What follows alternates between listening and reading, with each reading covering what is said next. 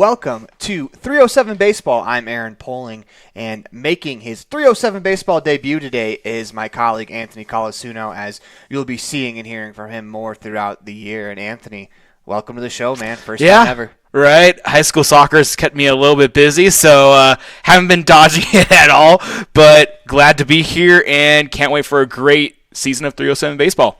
Yeah, we have a great show for you. We're going to go over some of the scores and some of the matchups coming up this week. We also have an interview with head coach of the Gillette Riders, Nate Perleyberg, as well as head coach of the Cody Cubs, Bo White, as we hear those interviews, a couple of real interesting conversations. Yeah. But before we get into that, let's go over some scores that we had over the weekend, over the week. But let's first start with Monday.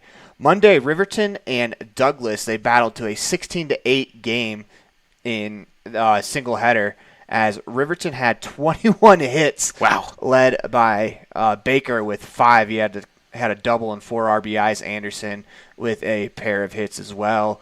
As this Raiders offense, we saw them live in person on Saturday when they played the Evanston Outlaws. We had that game on my local radio.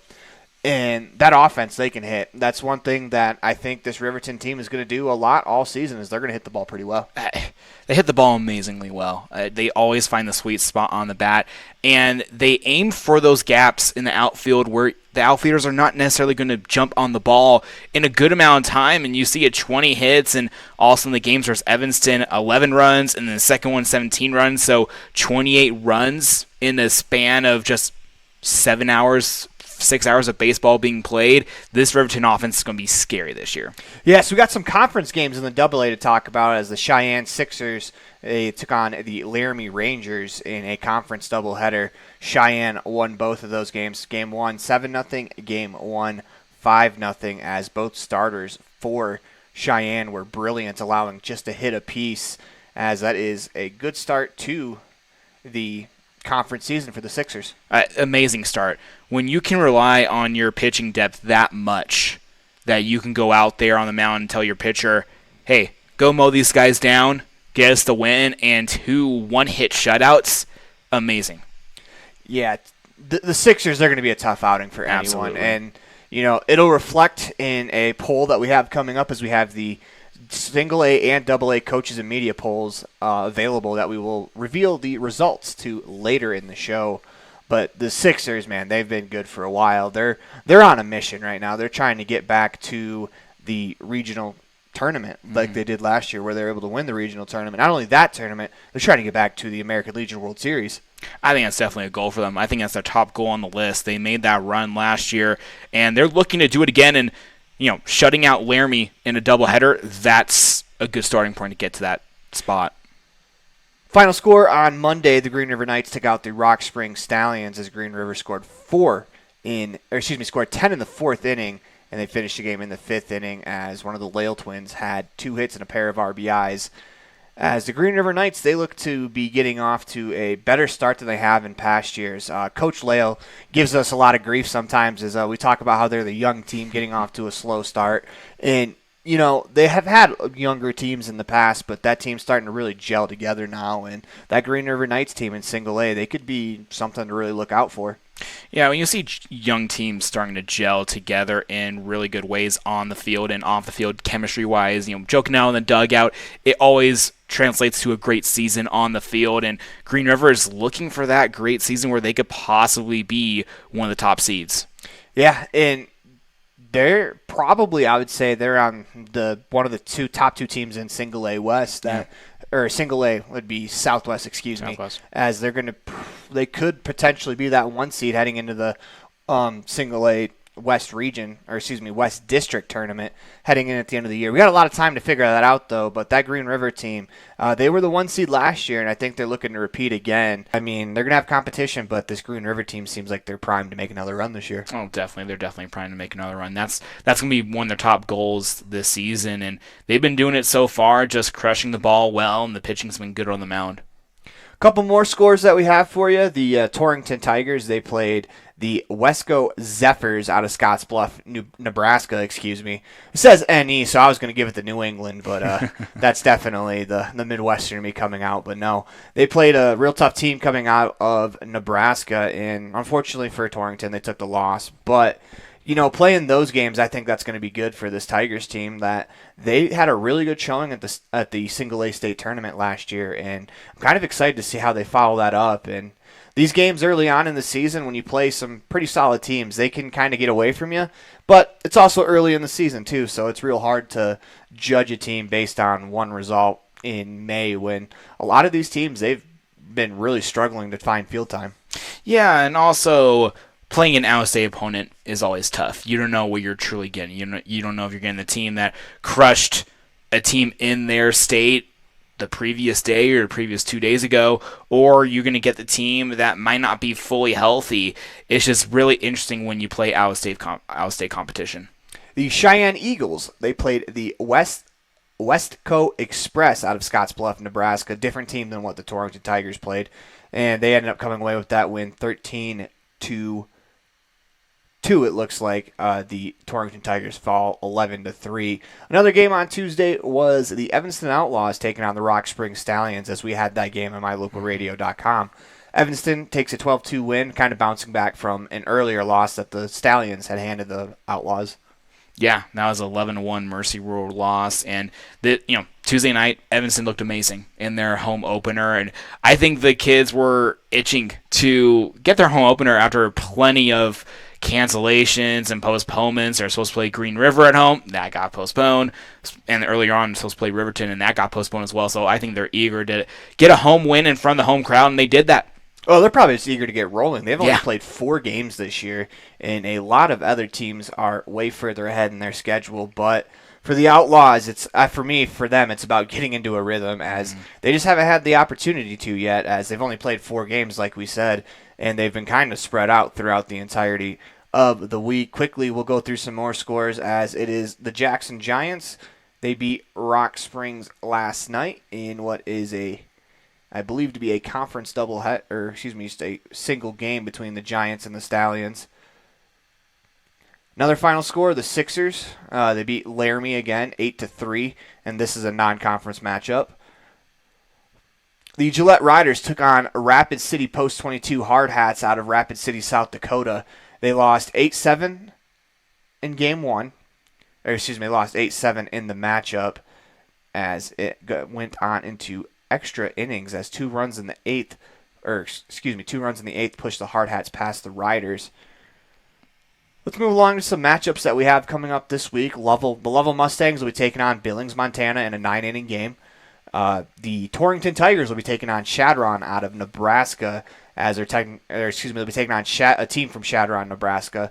The FNBO Nationals, as that'll be a doubleheader at 5 and 7 in Torrington. On Saturday, you have the 4th annual Southwest Series tournament in Rock Springs, as the Riverton Raiders will start that on Friday with the Rock Springs Stallions at 5 p.m. And then on Saturday, before we get back into tournament play, the Cheyenne Hawks will play Rapid City. The Cody Cubs will play Lewiston in Montana. The Miles City Mavericks will travel to the Buffalo. That'll be a 9-inning game. The 2 games before were doubleheaders. The Miles City Outlaws will take on the Casper Drillers 3 and 5 p.m. for that doubleheader. Rapid City Post 22 Bullets will take on the Cheyenne Eagles 4:37 p.m. for that doubleheader. Then the Cheyenne Sixers will take on the Rapid City Post 22 Hard Hats 5 and 7:30 for those doubleheaders. And then these games are going to be on Saturday at the 4th annual Southwest Series tournaments, which me and you will have all 5 of these games live on mylocalradio.com, as it'll be the Evanston Outlaws taking on the Riverton Raiders at 9:30 a.m., a rematch of the doubleheader that was on last Saturday between the two teams. The Jackson Giants will play at the Raiders at noon. The Evanston Outlaws will play Rock Springs at 2:30 in a rematch of Tuesday's game. Jackson Giants and the Laramie Rangers at 5 p.m., and then the Laramie Rangers taking on the Rock Springs Stallions at 7:30. We'll have all of those games for you. And then on Sunday, we'll have an additional 2 more Outlaws games live on mylocalradio.com. So if you tune into those, you'll be able to hear from us. Plus, you'll be able to see a couple of teams in the Southwest that are going to go at it in the Rock Springs 4th annual Southwest Series tournament. And last year, I had a lot of fun at that tournament. Yeah, I can't wait. It'll be my first Rock Springs tournament. Can't wait for the fun, and plenty of baseball on Saturday. So tune in if you love some 307 baseball. Well, we have an interview right now that we're going to turn to, as we're going to turn to head coach of the Gillette Riders. That is Nate Perleyberg, as Elon Olive had a sit-down interview with him. We're going to turn that interview right now. Welcoming to 307 Baseball, one of our favorite people to talk to, of course, that is Nate Perleyberg of the Gillette Riders. Coach Perleyberg, thank you so much for taking the time to talk with us. First question for you, how has the offseason been for you guys? It's been great. We're off to a great start this year. Our guys spent a lot of time this off season of in the weight room, feel like we're stronger, faster, and really took a lot of time in the cage and feel like we're off to a good start offensively this year. And we like where we're at. We have a kind of a unique mix where we've got guys that have played close to 200 games of varsity, and we've got a bunch of guys that are literally 20 games into this right now, and we're really kind of in between. We've got some older guys at the top, and we've got some younger guys at the bottom, but we really like our group, and I feel like it's a good mix. Last year, you guys had what can pretty much be described as a Cinderella run through the regional tournament last year. How much has that kind of been a theme in the off-season workout in order to make that one more step in order to possibly look at being the second team from Wyoming to go to Shelby, North Carolina? Yeah, I mean, it's definitely been a motivating, a driving factor with our team, with our program. I think that's always been there. Is the goal was to be the first, and hats off to Cheyenne for accomplishing that and making such a great run at the World Series as well. And just a great job by Coach Lane and his guys. And it was really cool to have the last two teams being from Wyoming. It does say a lot about our state and the state of baseball that we have right now. But for us, we I think just hosting the regional the last 3 years and seeing kind of what that looks like, it really just, if nothing else, just justifies for us that we're right there, that we're doing things the right way, and really goes to show you like how simple the game can be if you really demand the right things and do things the right way. And we did that the last week of the season and put ourselves in a good position, and just came up a little bit short there at the end. In order for the Riders to make that last step, that final jump, what needs to happen this year? Where do you feel like the team needs to kind of show some improvement?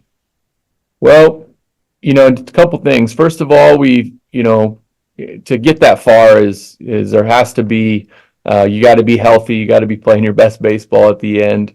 You're probably going to have to catch a break at some point. So there's a lot of unknowns that go along with it, but things that we can control, we wanted to really put a focus this off season on our offense and trying to become more complete offensively.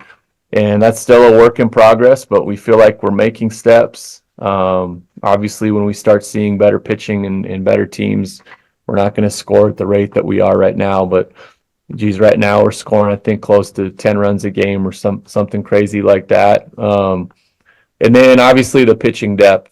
We feel really good about our top end arms, and there's just so much yet to be determined about the next 5 to 8 arms and how deep we can possibly get, because at the end of the day, that's really what it comes down to. That's what it came down to last year. We didn't pitch the ball very well in the last couple of games, and that cost us that chance to go on and be that first team. But that's kind of the two goals right now, I would say, program wide, that we're really trying to focus on. When you look at the AA division as a whole, do you feel like it's shown consistent improvement over the last few years, and that's kind of what's helped kind of develop the situation we had last year where we had two teams in the Northwest Region Championship game? Yeah, it's been really good the last, I would say, 4 to 5 years. And then looking into this year, like, I think there's legitimately, multiple teams in our state that could go to Billings or possibly even make a run at that regional. there's really good coaching in this state. There's Legion baseball is the number one thing here. We don't have to share players with high school and with all that other stuff. It really works well for us. We're able to play really good schedules where teams are playing now. I would say the majority of our teams in AA are playing 70 games, and they're getting challenged and really pushed, and I think that helps in the long run. And not every state does that. At the regional, you get some teams that have only been together for 30 or 40 games, and it makes a difference. Just that continuity and guys playing with each other and having to go through the ups and downs that start in March together and go all the way through. Coach, as you mentioned, you guys are scoring at an extremely high clip right now, early this season. What has kind of been a surprise to you in these first handful of games that has been something that's made you kind of take a look back and be like, okay, this is something that we definitely are excited about for the season? I think just the experience, kind of what we touched on earlier, is we have more guys that understand what a quality at bat looks like, what we're looking for, what we're looking to do with our offense, and just a lot of work. Like, a guy that just right away jumps out is Dominic Hecker. Dom's been a 2-year starter for us, maybe overlooked a bit in the state, I feel like, and guy that really puts in a ton of work, and right now is leading our team in hitting, and he's kind of led. And Riley Schilling, guys like that have really put in a lot of cage time, and then that's trickled down to other guys. And I think the ultimate is, can you get into the box during a game and compete and understand what you're trying to do? And we've got 8 or 9 guys that now have that experience, that we're not 8th graders anymore, and can kind of put together that quality at bat and roll that lineup. So about to say, it was 3 years ago that you had 8th graders starting on your team, as you previously mentioned. Now to see those guys hit the prime of their high school careers, and knowing that they still have some time left after this, what does that do for your program in the future to show these younger guys, hey, this is the way that it's done? Yeah, and we took a jump with that. That was something that probably wasn't super popular with a lot of people to jump 8th graders and 9th graders at that time. But we felt like at that point that was the best route for our program, and hopefully now we're starting to reap the benefits of that. And we've been able to be, super competitive the last 2 years with those young kids and get them that valuable experience. And but you're right, the experience of it and them being able to pass it down to the younger guys now, even though they're sophomores and juniors, those couple guys that started as 8th and 9th graders, just been there. The practice expectations are different with this group. They understand what it looks like, what it feels like. It's not new to them. They can lead the way, and we've had great leadership so far with this team, and this is a really tight group of guys, and it's really fun to be around them and to coach them, and they make me better every day. I love being around them.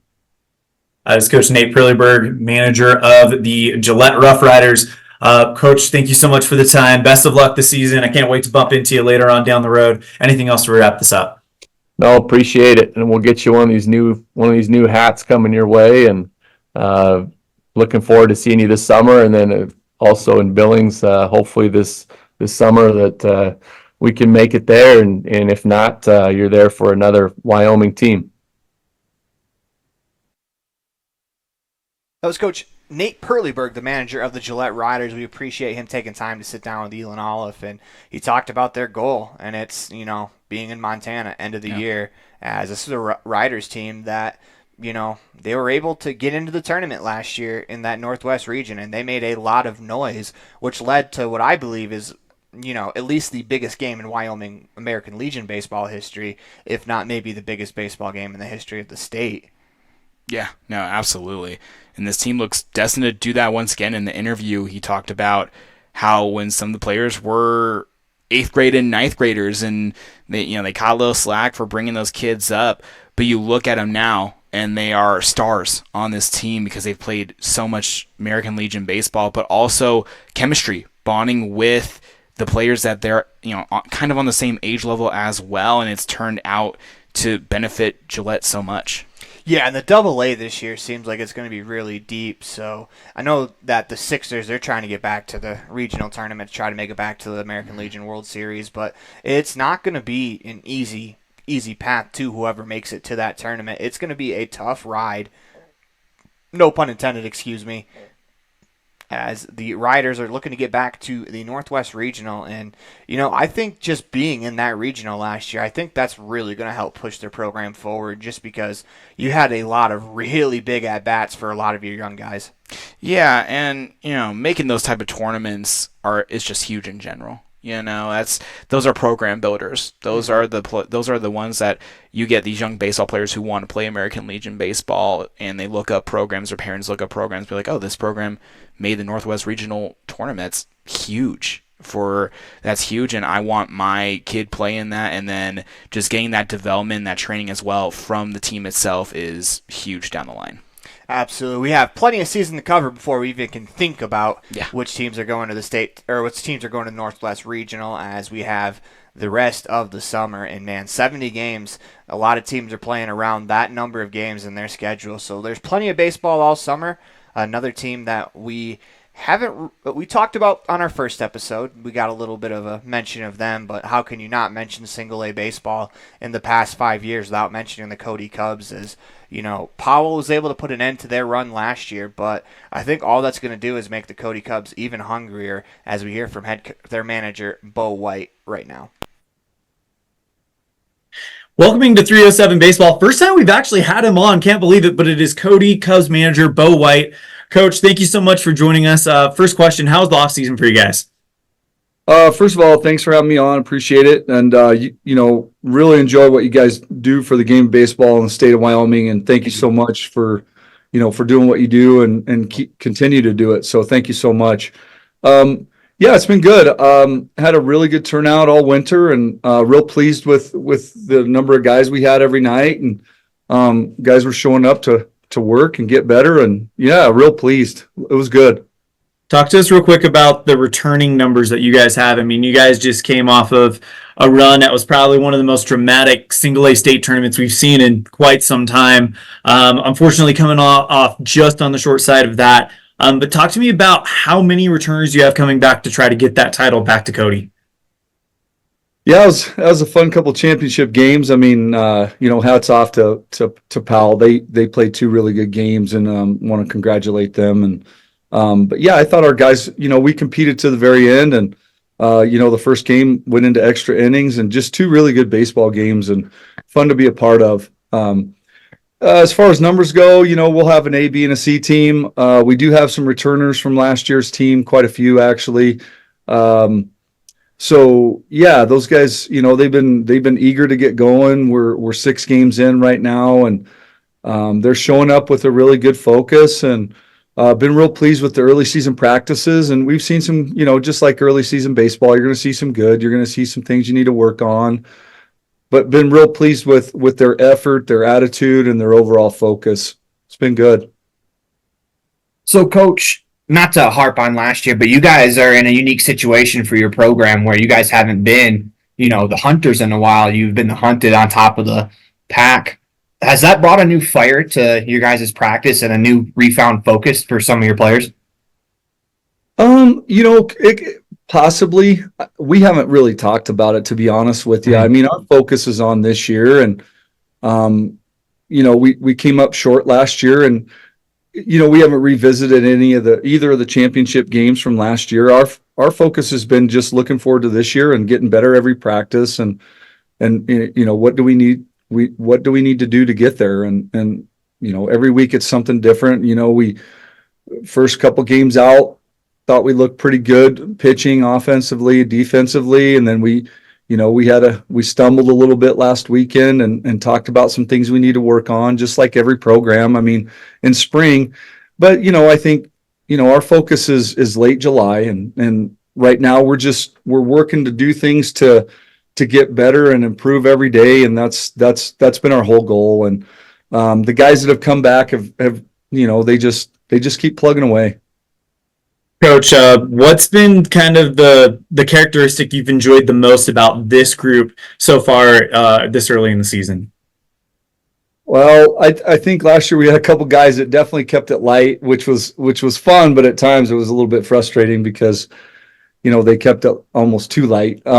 This group has just seemed to have more of a focus, and it's I've really enjoyed early season practices, watching them go through some of the things that we go through, putting in some of our stuff, and helping the new guys out a lot. And we've got some guys that are kind of going both ways from being a team, and just watching them kind of become mentors to those younger guys it's been really, really enjoyable to watch. And like I said, just their focus. I think it just seems like for whatever reason they have more focus this spring.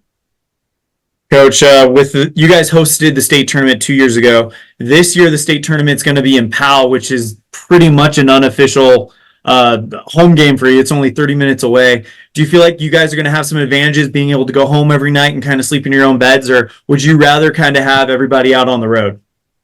Oh gosh, there's pros and cons to that. I think, you go out on the road. I feel like a lot of times when you go on the road, you kind of come together because, there aren't as many distractions. You're not being asked to do a bunch of different things. And, but on the flip side of that, you're not sleeping in your own bed. You got a hotel bed, and, you have hotel breakfast, and, you don't have, for lack of a better term, I guess sometimes your parents there making sure you do the right things. And so I think staying in our own beds and having a short drive every day, there's definitely pros and cons to it. But I think for the most part, the guys are kind of pleased that they do get to stay home.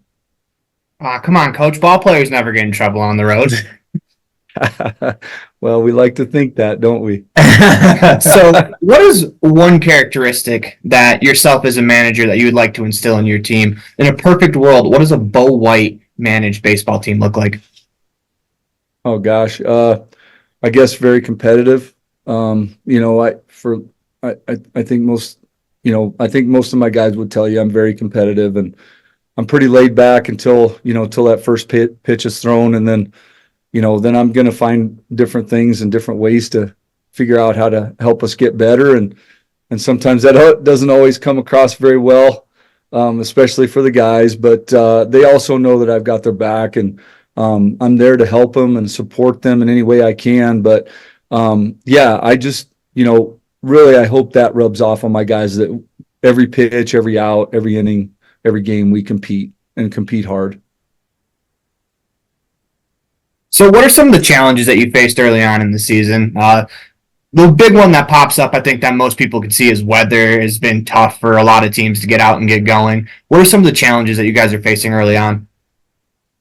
Yeah, actually, we've been pretty fortunate. We haven't lost too many practices because of the weather, which I'm very thankful for. And, but we do have some different guys in some different sports. And, so they, trying to be mindful of that, and in a small town, trying to share athletes is kind of challenging sometimes. But, losing a practice here or there because they're at a meet, or they're at a golf tournament, or something like that. That's been I guess the spring activity schedule that are school sponsored, I think are a little bit of a challenge. But the coaches have been very willing to understand what time our practice starts, and I do the same thing too. So if we communicate, it always works out. So I'd say so far that's been the biggest challenge, but again, we've worked through it, and it hasn't been too big of an issue.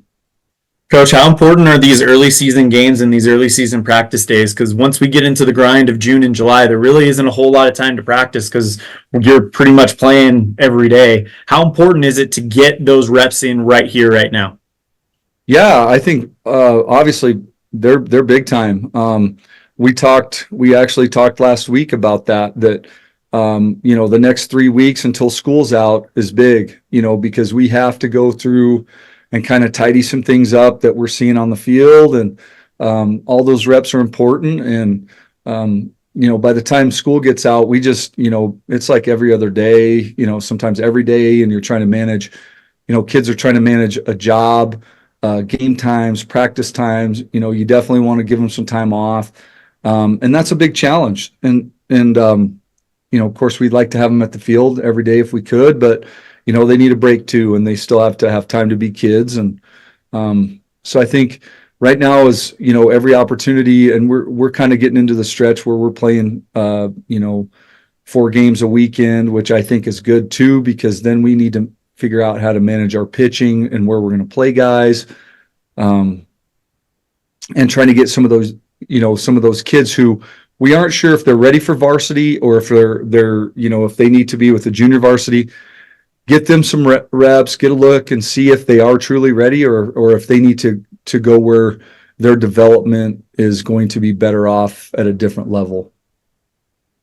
Coach, the best part about doing this podcast is it's a bunch of baseball guys getting around talking baseball. And I'm always curious to know, what memory do you have that made you fall in love with the game? I probably Little League. I mean, I think to me, baseball was out there playing with my buddies, whether it be on the same team or against them. Because no matter what, before and after the games, we were playing wiffle ball or home run derby or whatever. And there was always, bragging rights was always on the line too. So that always, that was always a fun part of it. But I think just those memories growing up of just being down at the field all the time, even like I said, before and after the games, we were always doing something. And, I know in our neighborhood too that, wiffle ball games were huge. No matter how many guys were available, we'd figure out a way to make up our own rules and invent some kind of game if we had to. But there was always some kind of game going on. So you were probably one of those kids that when you got brought down to the field, you were in the secondary game over across the road, in the high school grass. Just let me play. Hey, sometimes those games get pretty intense. They are. They're fun. I mean, that's I remember a few years back, back when I was coaching our B team, we went to a state tournament, and it was almost dark, and we had eaten dinner, and the guys wanted to go play wiffle ball, so we jumped the fence of a field, and we started playing, and the sun went down, and those are things I think. I mean, that's my favorite part. It is it's the game too, but then if it just keeps going and the guys just enjoy it, and that's a big part of it too, that they love the game when they're done, and so those are moments you don't forget. I can't think of a better way to wrap this up than with that. That is Coach Bo White. He's the manager of the Cody Cubs. Coach White, again, thank you so much for joining us. Anything else to wrap this up? No, again, I just appreciate what you guys do. I enjoy listening to your podcast. You guys, the coverage for the game of baseball in the state of Wyoming is great. You guys do such a good job. Keep up the good work, and thanks again for what you do. Thank you. Awesome. Appreciate it, Coach. I want to thank Coach Bo White for being a part of today's 307 Baseball podcast, as it's a really interesting conversation on this Cody Cubs team. It's a team that I think is going to come out motivated. Obviously, they kind of flushed last year, but I think kind of in the human mind, the human psyche, that's always going to be on the back burner just a little extra motivation. But this Cody Cubs team, they're returning a lot of good players, and it's a good program that continues to rebuild and reload in the single A part of American Legion Baseball. Absolutely, and when you can rebuild and reload, and how Bo talked about, practice fundamentals, working on the fundamentals of baseball, making sure pitching, hitting is all key, and fielding as well. It's just huge parts of the game, and this Cody Cubs team is really good at all facets of the game. Yeah, they are, and those 2 games last year, man, they're 2 of probably the more epic state championship games I have ever seen in any sport, just back and forth, back and forth.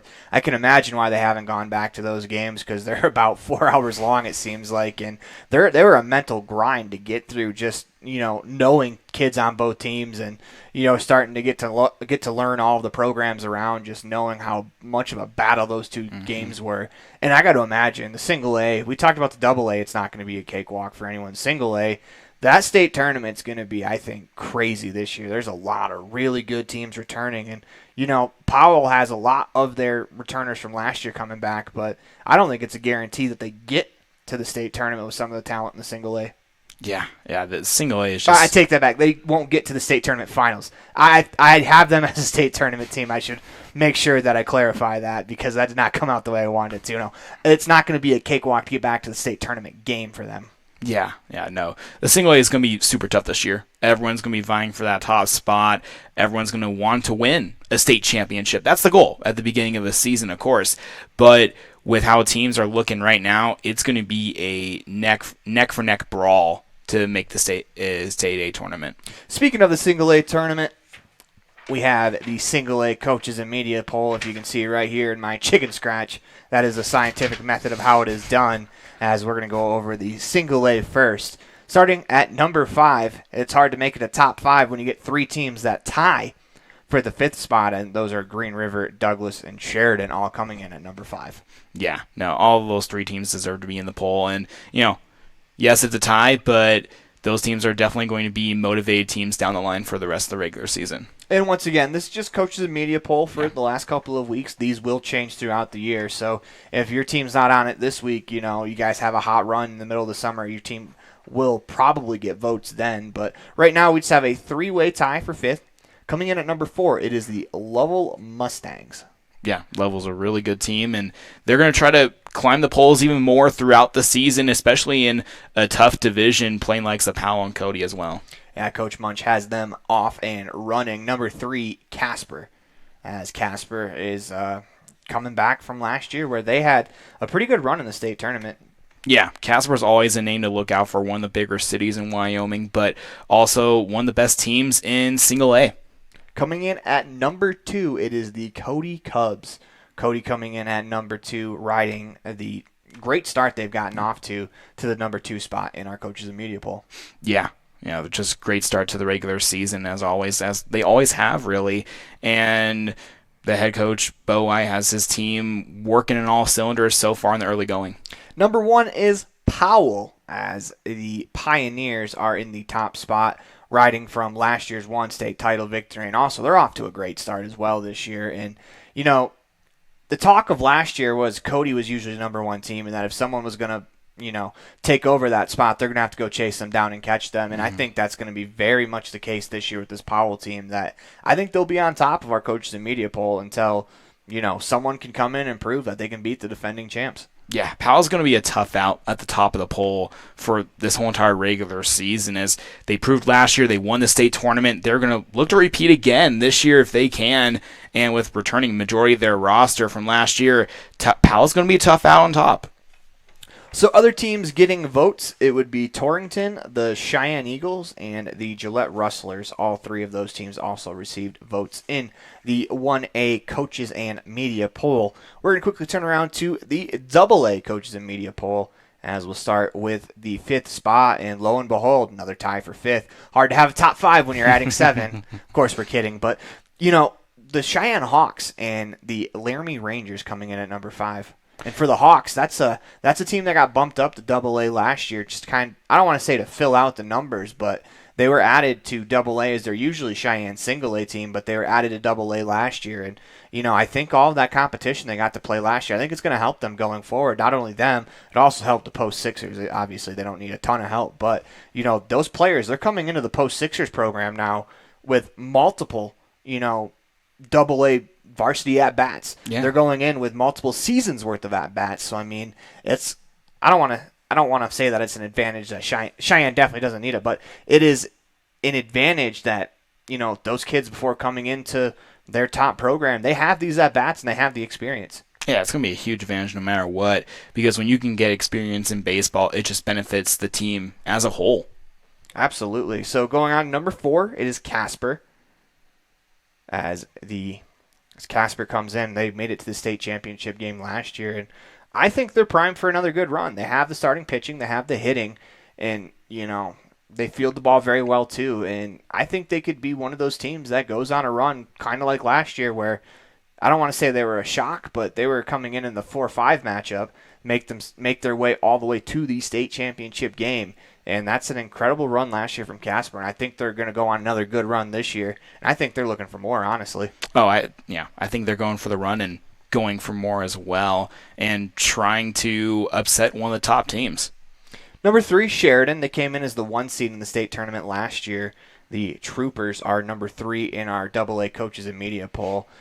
And I think last year they gained some valuable insight into what it's like to be the number 1 team. Teams are always gunning for that number 1 seed. It's just something about having that 1 next to your name in the rankings or in the bracket that makes you an automatic target. And of course, Sheridan, they had to compete with the Sixers last year, as well as they were able to edge them out in the regular season to earn that number 1 seed. So I think they have to have a lot of confidence coming into this year. Maybe last year didn't end the way they wanted it to, but I think they should have confidence into what they can do and what their abilities are, as they are the number 3 team in the AA coaches and media poll.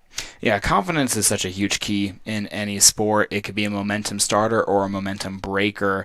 And when you have that confidence, your team just rides super high. But when it's low, you go through some rough spots for sure. But Sheridan is going to definitely be a team to watch this year in the AA. And if they have that confidence, they can be very dangerous. The number 2 spot, the Gillette Riders. We talked to manager Nate Perleyberg earlier in the 307 Baseball podcast, and they are riding the momentum that they picked up heading into the Northwest Regional last year, where they went out and they beat some really good teams in that tournament, and just riding that momentum into a great start this year. Yeah, if you can continue the start from the end of the regular season last year and bring it into this season, that's just huge, because some teams will start out the new season 0-0 and try to create their new momentum from the start, but if you can carry last year's momentum into this year, that just makes the team 100% more better.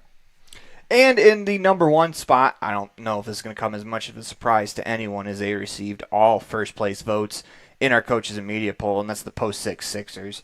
Like we talked about in the single A, Post 6 is going to be on top until someone can knock them off, and it's going to be a tough task to knock off this Sixers team. They have confidence. Talk about building confidence from last year. They were, almost seems like an inning away from being in the American Legion World Series championship game. If any team's coming into the season with confidence, it has to be the Sixers. I mean, they were able to accomplish something last year that no one else in Wyoming baseball history has. Yeah, and they want to be the same team to do it again this year as well. So for Cheyenne, that's going to be their end goal as well, as to make it back to the American Legion World Series. That is your AA coaches and media poll. As we've gone over that, we want to thank everyone that responded to our coaches and media poll. Without responses, we wouldn't be able to have a media poll. It would just be kind of, almost our top 5, and I think that would be unfair because, with what we do for My Local Radio, we don't get a whole lot of opportunities to see those teams on the East, and as much as we'd love to, it's just it's unfair to those teams, as it would be hard to rank them, because if you don't see them, it's hard to rank them. So we appreciate the coaches, reaching out and giving us their assessment, because I think they have a little bit better of a feel. Granted, we do cover a lot of 307 baseball, but I think coaches will always have the best feel for what's going on, just because, they're around it every single day, and they get to see all these different teams where, just kind of with the way things line up for us, we have to cover the Outlaws. Not have to, we get to. We have the privilege of covering the Outlaws basically every game they go to. So that's part of why we don't get to see some of the, the Torrington Tigers. We don't get to see Torrington at all. Especially now that the Outlaws are single A, it's hard for us to get over and see the Cheyenne games. We try to catch as many as we can on the media outlets. So thank you to all media outlets that post the games, because we try to catch up via you guys. Yeah, we just love the media in this state and just the input that 307 Baseball gets from the coaches and media poll, that they see these teams on a weekly basis, and also just the other media outlets. We thank you guys so much that we can get eyes and watch the games and see what teams on the eastern side of the state and northern side of the state that we usually don't cover. We get to see them in action and get to see them play some ball. Speaking of media, we will have multiple baseball games for you this weekend on My Local Radio. So if you want to try to catch some action. We'll have all of the games in the Rock Springs Southwest Series, as we'll have all of the Saturday games. Let's go ahead and run those down for you again, as it'll be Evanston and Riverton to kick it off at 9:30 a.m. on Saturday. Then the Jackson Giants play the Riverton Raiders at noon. Evanston Outlaws and Rock Springs Stallions at 2:30. The Jackson Giants play the Laramie Rangers at 5. Then the Laramie Rangers play the Rock Springs Stallions at 7:30. We will have those games for you on mylocalradio.com. So tune in if you want to watch some live baseball on the Southwest side, as a great opportunity to see some teams that, hey, maybe you guys don't get to see real often. As we appreciate you joining us. We appreciate you sitting through what looks like the wall background of, it's a tough look with just a white plain background. Unfortunately, we were having some technical difficulties. We were unable to get our 307 baseball background up, but we will get those fixed for the next show. As I'm Aaron Poling. Anthony Colasuno. Thank you for joining us on 307 Baseball. Until next time, we appreciate you guys joining.